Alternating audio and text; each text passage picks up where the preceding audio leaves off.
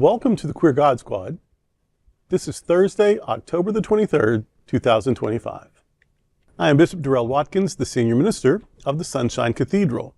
With me today are Bishop Robert Griffin, Reverend Dr. Ann Atwell, and Reverend Kevin Tisdall. We are the Queer God Squad. Visit sunshinecathedral.org to learn more about us. Queer God Squad was created by Hotspots Happening Out to support our mission to explore the value of faith in the LGBTQ community. There is no streaming TV show like this in the entire world.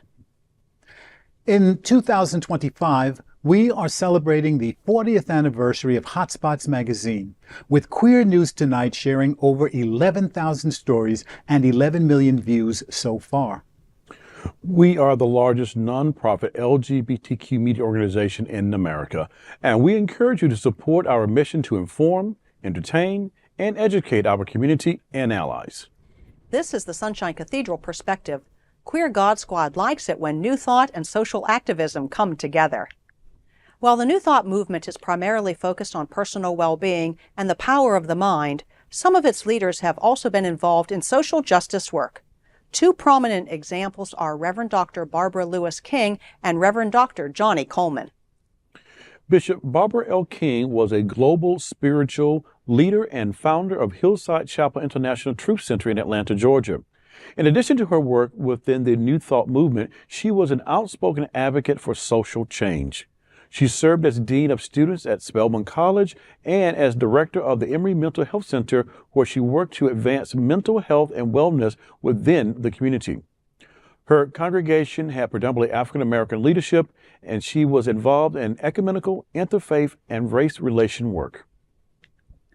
Often called the First Lady of New Thought, Reverend Johnnie Colemon was an ordained unity minister who founded the Universal Foundation for Better Living, UFBL, and Christ Universal Temple in Chicago. Colemon was a pioneer in creating space for Black spiritual leaders within the New Thought tradition and used her ministry to address issues of social and racial justice. While studying at Unity Village to become a minister, she wasn't allowed to stay in the then all-white dorms, but was given a broom closet to be converted into a room which she shared with her mother, who wouldn't let her go to the segregated environment alone. She was also not allowed in the community swimming pool. She was ordained in Unity, but soon started her own church in Chicago, which grew into an international foundation, a de facto denomination. She ordained Barbara L. King to the ministry of New Thought. Another New Thought minister very involved in the work of justice and reconciliation is the Reverend David Alexander, a religious science minister in Georgia. He was formerly in Oregon, and he and his family are soon to return to Oregon. He is a blogger and the author of Freedom from Discord, The Promise of New Thought Liberation Theology. All three ministers were friends of the LGBT community, and Reverend Alexander remains a committed ally to the movement as well as to anti-racism work. It is also worth noting that women were starting metaphysical denominations and schools before they had the vote in the United States. Mary Baker Eddy, Melinda Kramer, Myrtle Fillmore, Annie Ricks Millets, Emma Curtis Hopkins, and Elizabeth Cady Stanton was a before-her-time feminist and advocate for universal suffrage. Now, one thing you may not know about Elizabeth Cady Stanton, and actually a number of the women in the suffrage movement, is that they were notorious racists. Mm-hmm. They actually believed that white women should have the vote before any people of color, before any Black people. Mm-hmm. So, yes, we honor the work that she did, with the rider that she was very racist. And you said that Susan B. Anthony also. Yeah. I wonder about Mother Jones. Like, I'm going to be heartbroken if also Mother Jones was racist, because she was such a union, worker person, but... I have to hope not. Okay. Somebody look it up. Because of the magazine.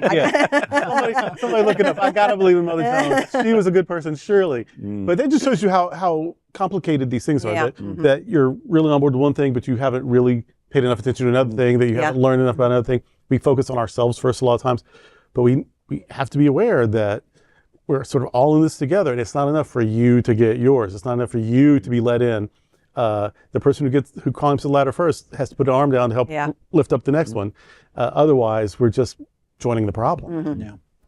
I think a lot of this, what I liked about this particular piece is that it shows how one group can inform the other group for the betterment of humankind. Yeah. And so if there was that level of racism or whatever that stood out, I would like to think that along the way, because of people's desire to be better, to do better by each other, and to do better by our nation, they're just informed by different opinions. Like, let's do this, we can make this work. Mm-hmm.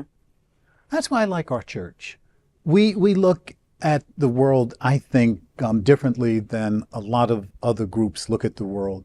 We look out there and we see the New Thought theology. We see Hindu theology. We see all kinds of theologies, and some of them aren't even theologies. We see some movements that we are attracted to because they embrace, in what I see, the best in humankind. So I think that as long as I have this group, as long as I have Sunshine Cathedral, I have more hope than I should. My husband keeps yelling at me to turn off the TV because I argue with the news persons when they're telling us stories about the death and destruction that's out there. It hurts my soul. It makes me angry. And when I come here, I get recharged because I realize that there's more out there than just the ugliness. And as long as there's more out there than the ugliness, I'm going to keep fighting. Thich Nhat Hanh, I think, introduced the world to engaged Buddhism. And then, of course, that can spread on to engaged spirituality.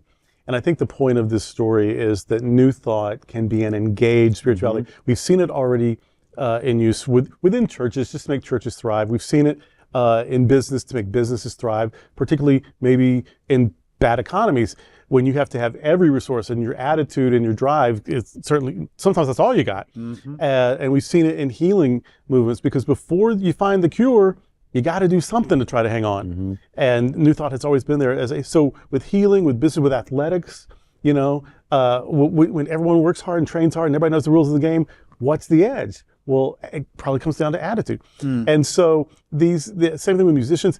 So we've seen New Thought in lots of places. I think it's time to apply it, and we've heard about some people who have, to apply it to social justice, to healing the world, to reasonable and fair politics. If this is a healing movement, let's heal this mess. And I think we can. All right. And that's today with the Queer God Squad. Before we go, I want to invite you to check out the Performing Arts series. Sunshine Cathedral Center for the Performing Arts has great acts lined up for 2025 and 2026 season. Here is the taste of what is coming up. Golden Ghouls, picture it. Halloween 2025 will be on our stage one night only, October 25th. Then, on November 7th, we welcome back Miss Coco Peru in Fuck This Shit.